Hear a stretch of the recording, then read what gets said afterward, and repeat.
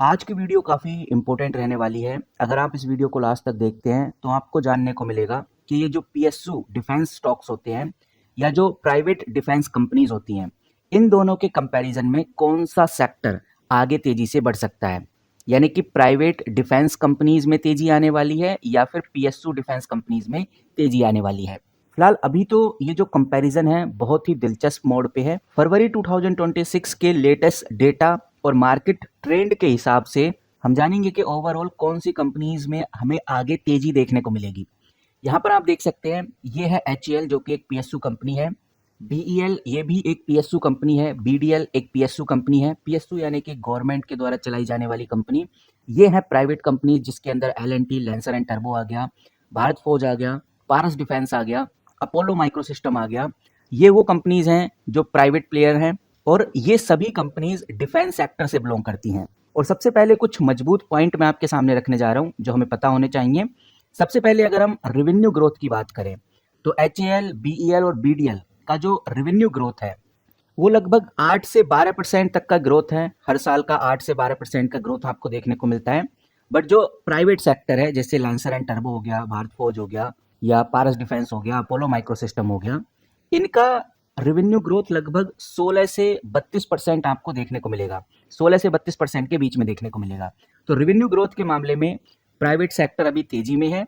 और अगर हम ऑर्डर बुक की बात करें तो ऑर्डर बुक के साइज में बहुत बड़ा ऑर्डर बुक हिंदुस्तान एरोनॉटिक के पास है, बीईएल यानी भारत इलेक्ट्रॉनिक के पास है, एचएएल के पास भी, बीडीएल के पास भी अच्छा खासा ऑर्डर बुक है। जैसे अगर एचएएल की बात करें तो एचएएल के पास 2.5 लाख करोड़ का ऑर्डर बुक पड़ा हुआ है। और बीडीएल की बात करें तो बीडीएल के पास भी लगभग 40,000 करोड़ का ऑर्डर बुक पड़ा हुआ है। तो पीएसयू कंपनीज के पास अच्छा खासा ऑर्डर बुक है। और प्राइवेट कंपनीज की बात करें तो इन कंपनीज के पास ऑर्डर अच्छे खासे हैं लेकिन बहुत ज्यादा ऑर्डर नहीं है।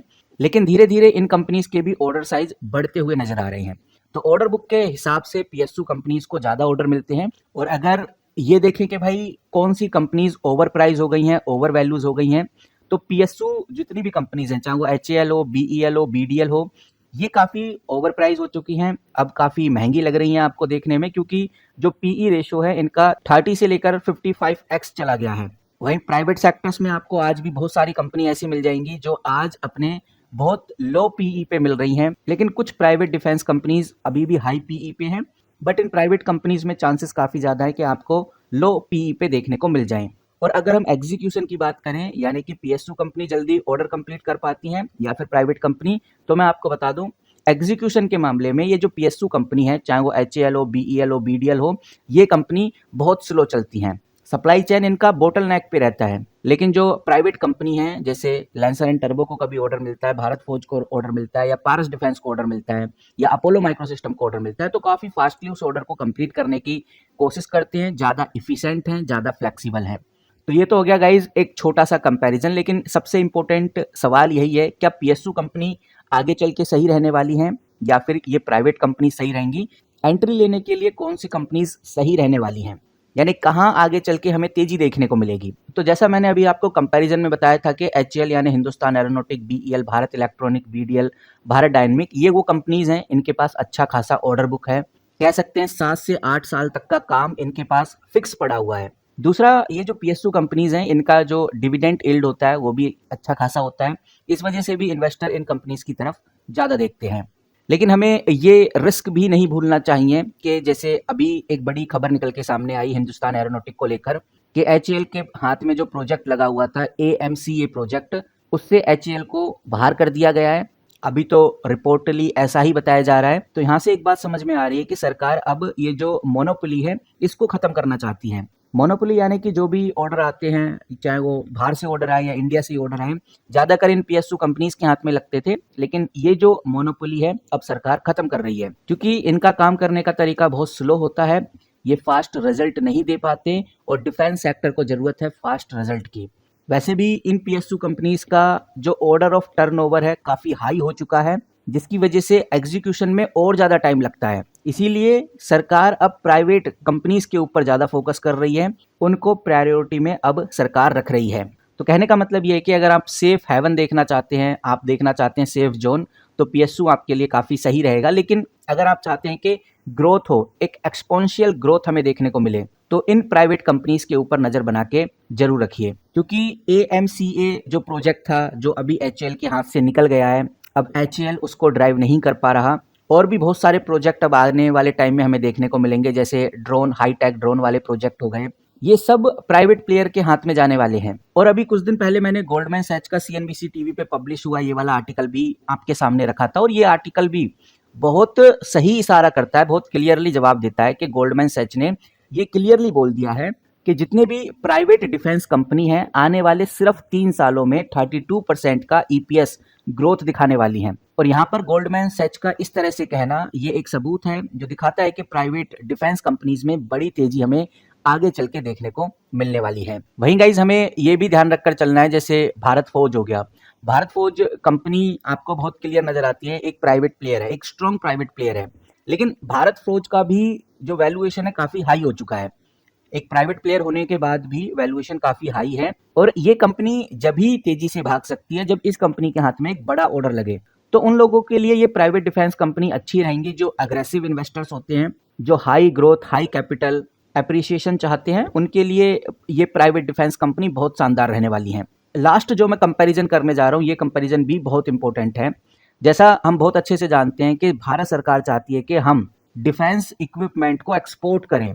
एक्सपोर्ट का जो गेम है वो भारत सरकार फिलहाल अभी खेलना चाहती है। भारत सरकार ने 23,000 करोड़ का एक्सपोर्ट इस बार किया है, 2025 में 23,000 करोड़ का एक्सपोर्ट किया है, जिसमें से 65% लगभग 15 से 16,000 करोड़ प्राइवेट सेक्टर से ही गया है। यानी प्राइवेट सेक्टर ने 65% एक्सपोर्ट किया है।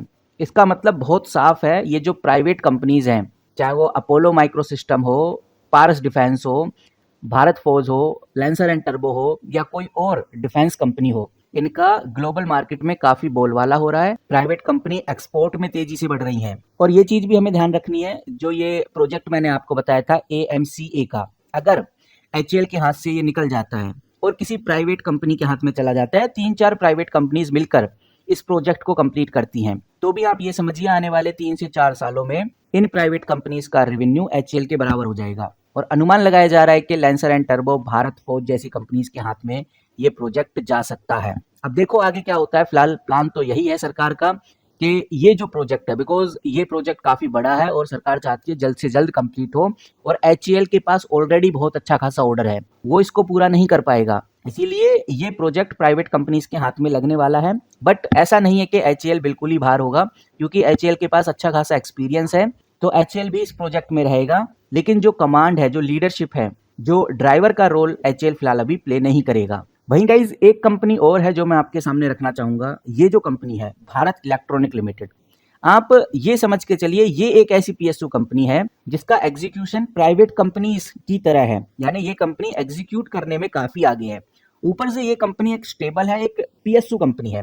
तो भारत इलेक्ट्रॉनिक एक ऐसी कंपनी है जो PSU होकर भी अच्छे खासे एग्जीक्यूशन पे है। कंपनी के मार्जिन भी स्टेबल रहते हैं, 27% के आसपास आपको मार्जिन देखने को मिलते हैं। इसीलिए अगर PSU कंपनी की जब भी बात होती है तो भारत इलेक्ट्रॉनिक सबसे आगे रहने वाली है। और ऑर्डर की बात करें तो ऑर्डर चाहे प्राइवेट कंपनीज के हाथ में आए या फिर PSU कंपनीज के हाथ में आए, भारत इलेक्ट्रॉनिक को हर बार फायदा होता है। वहीं लैंसर एंड टर्बो की बात करें, ये कंपनी ऐसी है कि इनका जो PE रेशो है बाकी डिफेंस कंपनीज के हिसाब से काफी कम है। जो बाकी डिफेंस कंपनीज हैं वो काफी महंगे दाम पे हमें देखने को मिलती हैं, लेकिन लैंसर एंड टर्बो आज भी काफी सस्ते PE पे मिल रहा है। और अगर हम हाई रिस्क हाई रिवॉर्ड की बात करें तो भारत फौज एक ऐसी कंपनी है जो हाई रिस्क हाई रिवॉर्ड पे है। अगर AMCA प्रोजेक्ट में इनका रोल फाइनलाइज हो जाता है कि भाई AMC में भी ये कंपनी देखने को मिलेगी, तो इस कंपनी में एक अच्छी हलचल देखने को मिलेगी। फिलहाल अभी ये company high risk high reward पे है। तो ओवरऑल कंक्लूजन पे आए तो एक बात समझ में आ रही है, चाहे आप PSU कंपनीज में हैं या फिर आप प्राइवेट कंपनीज में हैं, ग्रोथ दोनों कंपनीज में होगी। लेकिन जो प्राइवेट कंपनीज हैं, चाहे वो भारत फौज हो, लैंसर एंड टर्बो हो, पारस डिफेंस हो, अपोलो माइक्रो सिस्टम हो, या फिर और कोई भी डिफेंस प्राइवेट कंपनी है, उसमें तेजी थोड़ी ज्यादा देखने को मिलेगी। PSU में आपको एक स्टेबल ग्रोथ देखने को मिलेगी, लेकिन प्राइवेट कंपनीज में आपको तेजी थोड़ी ज्यादा देखने को मिलेगी। बाकी आप किस तरह से सोचते हैं प्राइवेट और PSU डिफेंस कंपनीज के बारे में, कमेंट करके जरूर बताइए, आपकी क्या राय है वो भी हम जानना चाहेंगे। हमारे इस चैनल पे डिफेंस सेक्टर से रिलेटेड जो भी मेजर अपडेट्स होती हैं वो हम इसी तरह से शेयर करते रहते हैं। मिलते हैं किसी नई वीडियो के साथ, तब तक के लिए take care and good bye.